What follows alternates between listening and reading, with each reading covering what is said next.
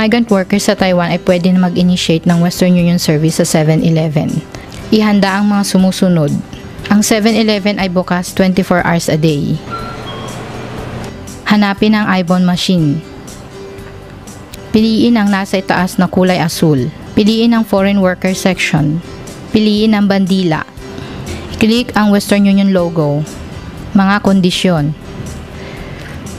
Input ang ARC number at ang personal PIN.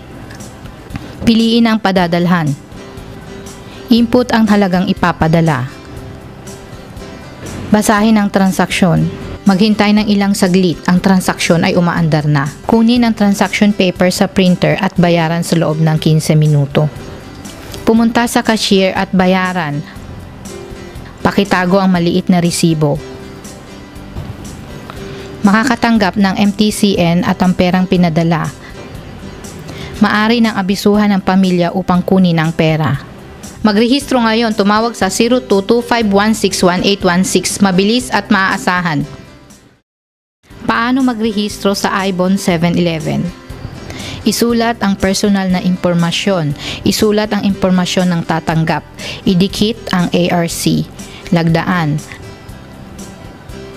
Pwede na itong ipadala sa Manstrong service location, i-fax or email sa Dropbox. Makakatanggap ka ng SMS notification na pwede ka nang gumamit sa ibon. Hurry! Mag-apply ngayon. Tumawag sa 0225161816.